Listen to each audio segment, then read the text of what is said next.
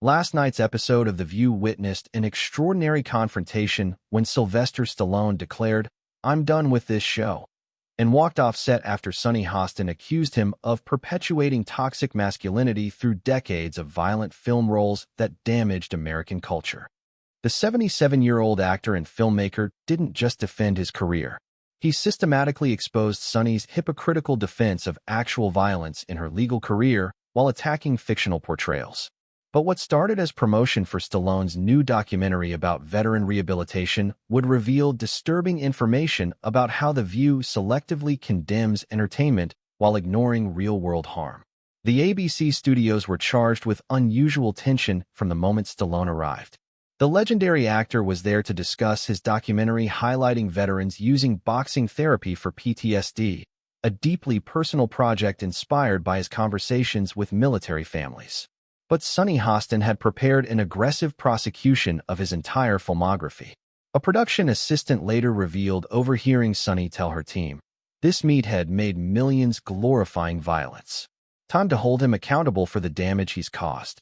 The preparation materials included edited montages of Stallone's most violent scenes stripped of context, statistics about violence in media, and quotes from academics criticizing action films.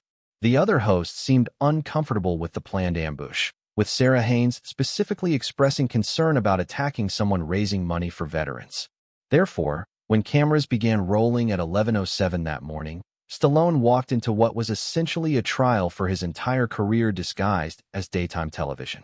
The show opened with typical hot topics, but Sunny made several pointed comments about actors who've profited from violence and the responsibility artists have for societal harm. Whoopi tried to maintain neutrality, but the tension was palpable. Stallone waited backstage with characteristic stillness, his weathered face betraying no emotion as he watched the monitor. His publicist would later describe him as completely calm but intensely focused, like before a boxing match. When Whoopi finally announced, "Please welcome Sylvester Stallone," he walked out to thunderous applause from the audience, though Sunny's disapproving expression was obvious. He greeted each host politely, but when he reached Sunny, she barely acknowledged him. "Sylvester, you've made hundreds of millions playing violent characters. Rambo alone has a body count in the thousands. Don't you feel responsible for normalizing violence in America?" Sunny began immediately, her prosecutorial tone evident. Stallone studied her for a long moment. "Sunny, you defended actual criminals who committed real violence. I created fictional characters who examine violence. Which one of us has more blood on their hands?" he replied calmly. The studio went completely silent. Sunny's face tightened. "I was a federal prosecutor. I upheld justice," she said defensively. "You were a federal prosecutor who chose which violence to prosecute and which to ignore. That's not justice. That's selective enforcement," Stallone replied. Therefore, the reversal was immediate. Joy Behar tried to support Sunny. "Sly, your movies influenced generations of young men toward aggression," she said. "And Sunny's prosecutions put nonviolent drug offenders in violent prisons for decades, which caused more actual harm." Stallone asked. He leaned forward, his damaged face from decades of action scenes giving him an authentically intimidating presence. "You want to discuss Rambo? Let's discuss him properly. He's a veteran abandoned by his country, suffering from PTSD, trying to survive. That's not glorification. That's tragedy," he said. "But people see him as a hero," Sunny protested. "People see you as a hero too, despite you prosecuting minorities at disproportionate rates. Should we blame you for mass incarceration?" Stallone replied. The precision of the attack was devastating. Whoopi looked uncomfortable. Alyssa Farah Griffin seemed ready to intervene. But Stallone was just beginning his systematic destruction. "You know what's really offensive, Sunny? You sitting there judging fictional violence while your actual legal career destroyed real families. Every person you sent to prison had parents, children, spouses. That's real violence," he said. "I enforce the law," Sunny said weakly. "You enforce selective law. You chose which communities to target, which crimes to pursue. Don't pretend you were neutral. You were an architect of systemic violence," Stallone pressed. He stood up suddenly, his presence filling the studio despite his age. "You want to know the difference between us? My violence was fake and made people think. Your violence was real and destroyed lives," he said. "That's completely unfair," Sunny protested. "Is it? How many nonviolent offenders did you send to maximum security? How many plea deals did you coerce through threat of extreme sentences?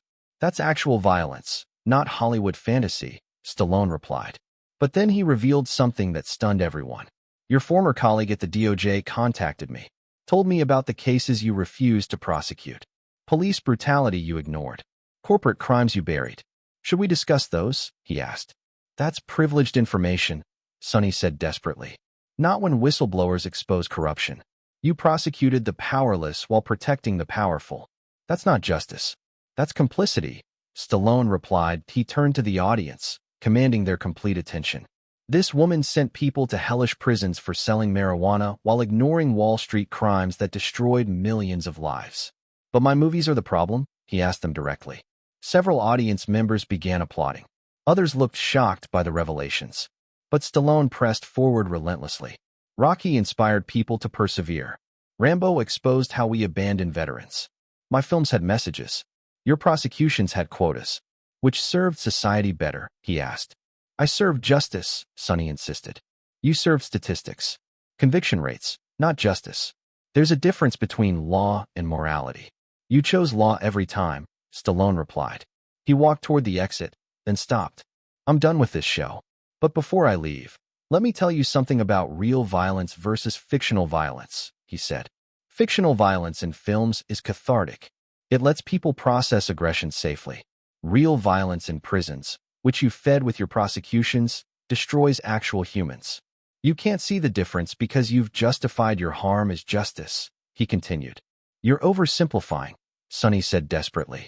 Am I? Then explain why you prosecuted crack cocaine 100 times harsher than powder cocaine. Explain the racial disparity. Explain how that wasn't systemic violence, Stallone demanded. Sunny couldn't answer. The silence was damning. The audience could see her struggling to respond. But Stallone delivered another devastating blow. You know what veterans tell me about Rambo? That he helped them feel seen. That someone understood their trauma. You know what families tell you about your prosecutions? That you destroyed their lives for your career advancement, he said. That's cruel, Sunny said, her voice breaking. The audience gasped. Several people booed Sunny. The revelation that she'd tried to undermine veteran charity work was devastating. We were fact-checking, Sunny protested weakly. You were attempting to destroy fundraising for PTSD treatment because you hate me. You put your vendetta above veteran welfare. That's actual evil, Stallone replied. He looked directly at the camera. To every veteran watching, know this. Some people use your suffering for their agenda. They don't care about your healing, only their politics. Don't let them, he said. You're misrepresenting everything, Sunny claimed. I'm representing everything accurately for the first time on this show. You attack entertainment while ignoring actual harm. You claim moral high ground while standing on the bodies your prosecutions created, Stallone replied. As he reached the door, he turned back one final time. Oh, and Sunny, my new documentary has raised $12 million for veteran mental health. Your career sent how many veterans to prison for self-medicating their trauma? Who really supports the troops? He said. The destruction was complete. Sunny sat frozen while Stallone walked off to a standing ovation. The audience was entirely on his side. Even some of the other hosts were applauding. We need to go to commercial immediately, Whoopi said urgently. Within seconds, hashtag Stallone exposes Hostin was trending globally. The footage went viral instantly. Veterans organizations praised Stallone while condemning Sunny's attempt to undermine charity work. Former DOJ employees began confirming Stallone's claims. Stories emerged about Sunny's aggressive prosecutions, her targeting of minority communities, her protection of powerful interests. The revelation about sabotaging veteran charity was particularly damaging. Multiple veterans groups confirmed The View had contacted them with concerns about Stallone's documentary, attempting to discourage participation. Sunny attempted damage control the next day. Sylvester Stallone mischaracterized my legal career and our fact-checking process, she said unconvincingly. But the public wasn't buying it. Comments flooded in from families affected by her prosecutions. The human cost of her justice was being revealed in real time. Stallone released a powerful video statement. I was attacked for creating fictional violence that helped people process trauma. Meanwhile, my attacker created actual violence through prosecutions that destroyed families. The irony is staggering. The The statement resonated globally. Other actors began sharing their experiences of being attacked by people with far more harmful real-world records. ABC faced immediate backlash. Veterans groups organized boycotts. Sponsors supporting military causes pulled advertising. The network was forced to donate millions to veteran charities as damage control. Meanwhile, Stallone's documentary broke all streaming records. The controversy had actually amplified its message about veteran mental health. Donations poured in from supporters. The incident became known as the Stallone Reckoning, when fictional violence was revealed as less harmful than legal violence. Universities began teaching it in criminal justice courses. But the deeper impact was on discussions of prosecutorial accountability. Stallone had exposed how prosecutors who destroyed lives could later claim moral authority in media. The hypocrisy was undeniable. Sunny's legal career came under intense scrutiny. Bar associations reviewed her cases. Civil rights organizations investigated her prosecution patterns. The disparities were shocking. Several of her convictions were appealed based on new evidence of prosecutorial bias. Families she'd separated began organizing class action lawsuits. Her past was catching up. The View faced an existential crisis. Sunny's credibility was destroyed. Her ability to make moral judgments was laughably compromised. Calls for her resignation were overwhelming. Within a month, she took indefinite leave that everyone knew was permanent. Her career in television was over. Her legal career was under investigation. Her reputation was irreversibly damaged. Years later, Stallone's documentary would be credited with revolutionizing veteran mental health treatment.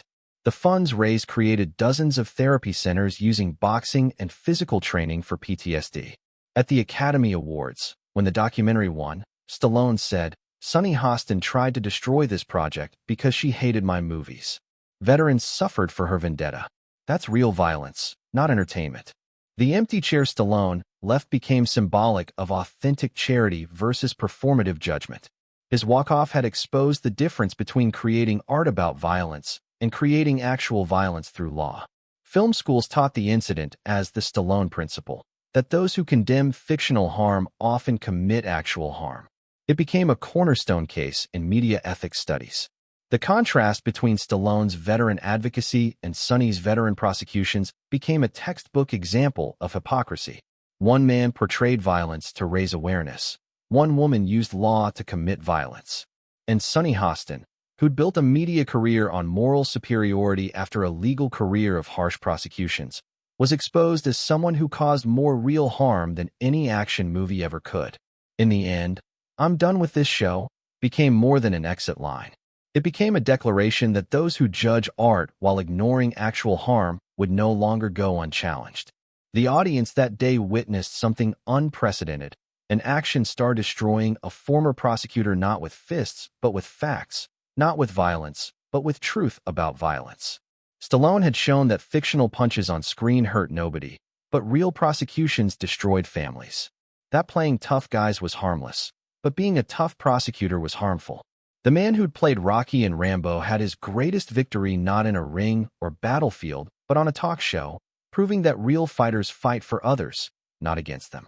And Sunny Hostin, who'd attacked him for fictional violence, was revealed as someone who'd committed actual violence through law, destroyed real families through prosecution, and tried to sabotage veteran charity through spite.